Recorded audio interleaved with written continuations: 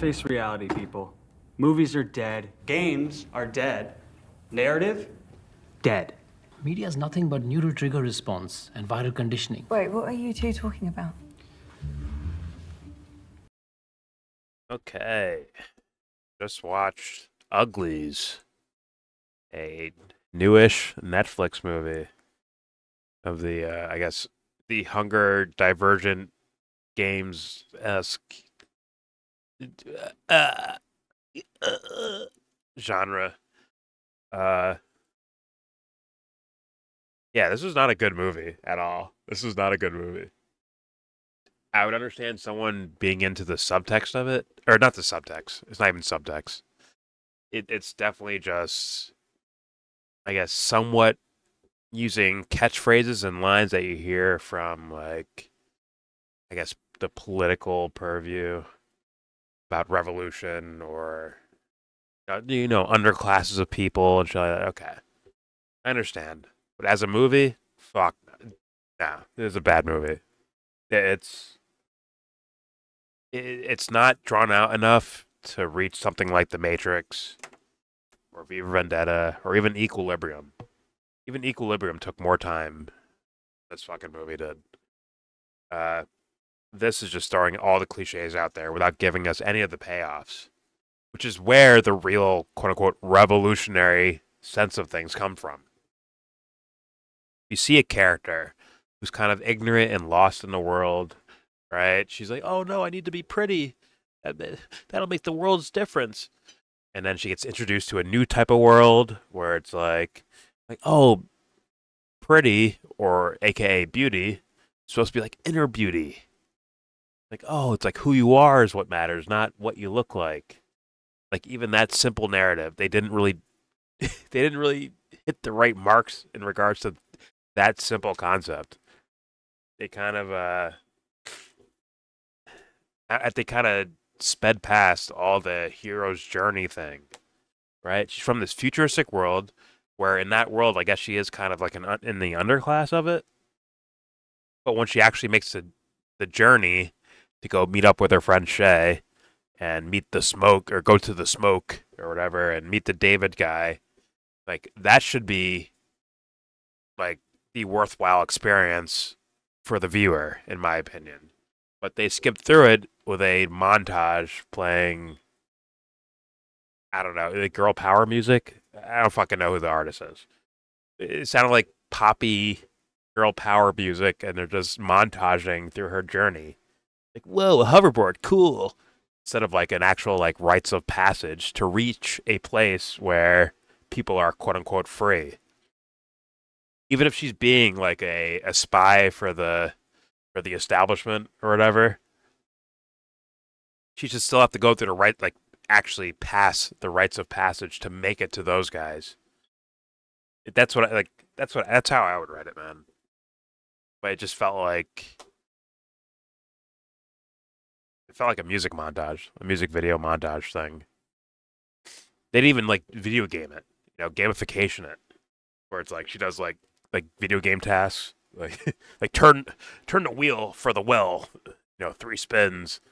Like you got go find the wheel, then attach the wheel to the well, turn the wheel, and then water comes out, and then you have water for yourself or something. Like there's no like video game task either. They just simply skip through it. Like good God. Uh, Once again, to build up the character because clearly the girl is special, right? Tally. They make her special because she's caught in between worlds. Some of her friends are gun ho. We're going with David and the smoke, and we're on that team. Others went with we're going to be the pretties and go with, the surgery lobotomy thing. And she's like caught in between, right? She kind of knows people on both sides, like in a way. She wants to be pretty, but she also wants to be free. I would think. At least that's the way the character seems to be. So it's like, oh, that's your character. That's our focal point. That's supposed to be kind of like us, the viewers. We're supposed to be like kind of making decisions through the character, or I don't know if I should put it that way, but like the character's supposed to, I guess, represent the average person who's trying to like find a balance or something, or find the right way to go between being yourself and, I guess, superficial. And obviously, we're the writers and directors, and most people would say, "Oh, you want to be yourself?" Say, "Okay, cool." But the little intricate details of your hero character or your protagonist that we're following, those are super duper important, and it feels like they skip through them and get right to cliches and fucking tropes we've seen a million times, from The Matrix to, once again, Equilibrium and shit like that. Uh, which makes it kind of careless. Almost like they tried to complete a trilogy in one movie, even though it looks like they're getting a sequel, I guess. But they did all the trilogies, tropes already, type of thing. Whatever. He's like here's something. Your main character that we're supposed to be relating to, her best friend, right, that they built as her best friend in the beginning of the movie, becomes one of the bots, right? Becomes one of the pretties. And he's like lobotomized, and he's a different personality now. Bless me. Right? He's like, he doesn't care about his old sentimental feelings about things. Or he doesn't even really care about her until you're like, oh, well, once you become pretty, then we can be, best friends forever. We can be BFFs. Good God. And it's like, when she, realizes, like, when that happens, at first she has a reaction to it, an emotional reaction. But once she leaves, when she takes the bungee suit or whatever and escapes, from the people looking for Uglies, and she hangs out with the Asian girl, it's like that dude didn't exist. Like, she's supposed to feel like severe loss, like she lost the person that she was like young childhood friends with. They fucking had scars on their hands for this thing. Like, literally cut hands, bleeding blood for each other type of thing. And now he's gone, and she doesn't even give a fuck, man. It means nothing. And it's just like, it seems like a boring, trash, tropish way to set up, him hanging off the ledge with one hand type of scenario. Where it's like, oh my God, if I lose you, you were my best friend. But you didn't care when you actually lost him. If the movie's supposed to be about, like, hey, not being so superficial, wouldn't the loss of the friend, like, even if they're still alive, right? Like, you losing connection with them should be devastating. But instead, that's no big deal. And instead, it actually is a superficial, where he, like, physically dies. If he died, right? When he falls into the waterfall thing. Falls off the ledge, right? Like, the real loss is when they're not, like, if they were best friends and then she lost him off, like, he fell off a ledge and died in a waterfall, it'd be like, oh no, but he was my best friend, so I still have that feeling. I still carry him with me.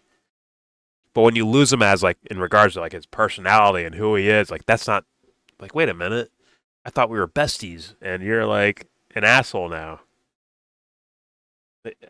I don't know. I would I would think that losing him as a friend would be the actual big loss, not actually losing him physically. Like, that would be also a loss, but not the same way as losing him as a person, which is what she lost.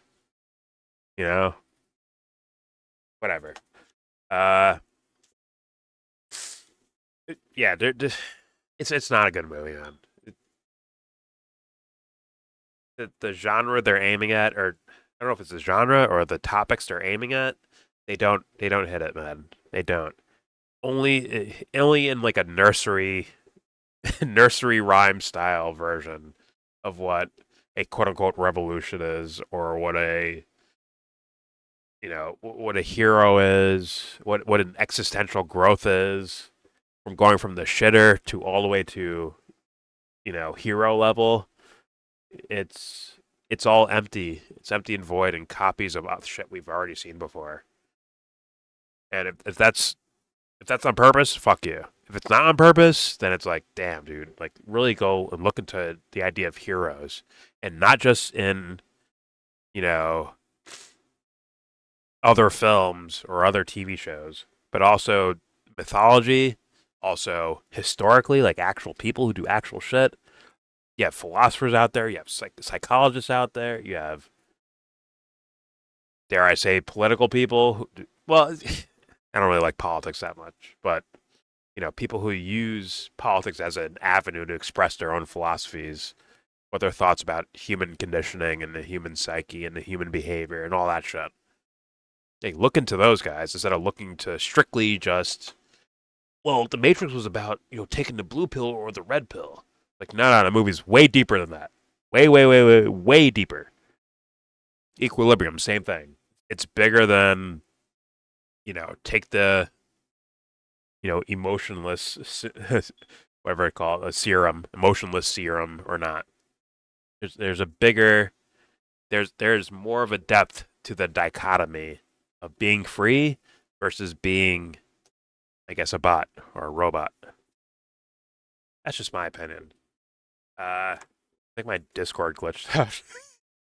Can anyone hear me? Oh no, you're all muted. Okay. On OBS, I thought I was glitched. Whatever. Point is, there's my review. Not a great movie. Do I recommend? No, I don't.